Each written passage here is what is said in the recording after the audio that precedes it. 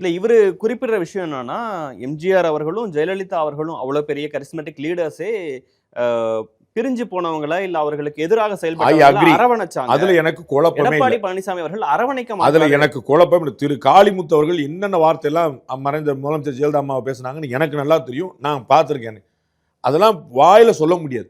ராதாரவி அவர்கள், எஸ்.எஸ். சந்திரன் அவர்கள், டிஎம்கேல இருந்தவங்க, இவங்களை வந்து தரக்குறைவா தனிப்பட்ட முறையில பேசினவங்க, அவங்களை எல்லாம் அரவணைச்சிருக்காங்க. அதுல எம்ஜிஆர் அவர்களை பத்தி ஆளுநர்கிட்ட புகார் கொடுத்த எஸ்டிஎஸ் அவங்களே வந்து உள்ள கூட்டு போனாங்க. அதுல வந்து எல்லாரும் எம்ஜிஆர் திரும்ப அவர் வீட்டுக்கு போய் தேடி கூட்டு போனார். அப்படி எல்லாரும் அரவணைச்சிருக்காங்க. அதை நான் இவர் செய்யணும்னு சொல்றேன். எடப்பாடி பழனிசாமி செய்வதில்லைன்னு சொல்றேன், செய்யணும்னு சொல்றேன். சின்ன சின்ன விஷயங்களை அண்டர்ஸ்டாண்ட் பண்ண முடியும்ன்றேன்.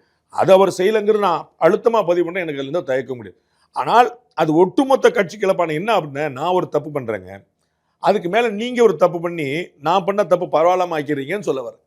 அவர் வந்து ஒரு சர்வாதிகாரமா செயல்பட பண்ண ஆப்ஷன் இருக்கு செங்கோட்டையன் அவர்களுக்கு. ஏன்னா அவர் வந்து கட்சி ஒருங்கிணைங்கிற விஷயத்துக்காக வெளியே வராரு, குரல் கொடுக்கிறாரு. அதிமுக 2026ல பெரிய வெற்றி பெற்றதுன்னு வச்சுக்கோங்க. ஒரு பேச்சுக்கு நம்ம இப்சன் பட்ஸ் ரெண்டு எல்லாமே அவுட் ஆயிடும் இவர் பேசுற விஷயம். ஆமா, அப்ப வந்து அவர் அண்ணன் எடுத்த முடிவு சரி. நான் உங்களுக்கு ஏற்கனவே சொன்னேன், காங்கிரஸ் கட்சிக்கு 10 சீட் கொடுத்து தேவையில்லைன்னு டிஎம்கேக்கு சொன்னேன். 2019 லட்டு மாதிரி கொடுத்தாரு, லட்டு மாதிரி வாங்கிட்டாரு.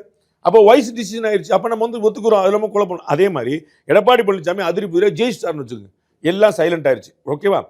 அப்ப வந்து அவர் சொன்னதான் சரி. இப்ப ரெண்டாவது கேள்வி எங்களை தோத்துட்டாருன்னு வச்சுக்கோங்க. இன்னும் சொல்ல போனா கேவலமா தோத்தாரு, 75 கீழே போயிட்டார், தோத்தாரு வச்சுக்கோங்க. அப்ப இவருடைய குரல் இன்னும் வலுவாகும்.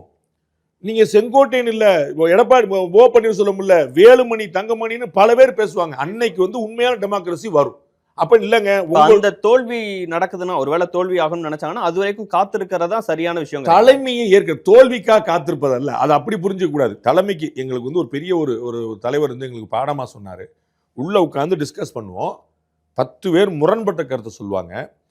யூனிஃபார்மா ஒரு டிசிஷன் எடுத்த பிறகு வெளியே போகும்போது அதை அமல்படுத்துவது எப்படின்னு யோசிக்கணுமே தவிர, எவ்வளவு சொன்னாலும் அந்த கேட்க மாட்டான்னு சொல்லி. இதுதான் ஒரு அமைப்புக்கு நான் சொல்றது வந்து வேற ஒரு விஷயம், கட்சிக்குல இது ஒரு சிஸ்டத்துக்கே தான் முக்கியம்.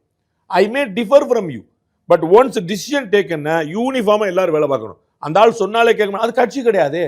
ஒவ்வொருத்தரும் வேற மாதிரி வேலை வைப்பாங்க. சாணக்கியா சேனலுடைய எடிட்டரா நீங்க இருந்தா வேற மாதிரி இருக்கும், நான் இருந்தா வேற மாதிரி இருக்கும். டிபேட் சேனலுடைய எடிட்டரா நீங்க இருந்தா வேற மாதிரி இருக்கும், விச் இஸ் குவைட் காமன். அதுல ஒன்றும் சர்ப்ரைஸே இல்லை. அப்போ ஒவ்வொரு ஆளுக்கும் மாறுபடும். நம்ம பார்த்துட்டோம், ஜெயலலிதா அவருடைய வழக்குல மைக்கேல் டி குன்கா வேற தீர்ப்பு, குமாரசாமி வேற தீர்ப்பு, சுப்ரமணியம் ஒரு கேஸ், ஒரு ஆளு, ஒரு அக்யூஸ், இப்படி 3 தீர்ப்பு கொடுக்குறீங்க. It is quite common. இதான் புரிஞ்சுக்கணும்.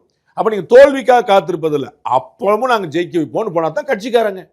ஏன் பேச்சை கேட்டா ஜெயிக்க வச்சேன், ஓம் பேச்சை கேட்டா ஜெயிக்க மாட்டேன், அது கட்சிக்காரங்க கிடையாது.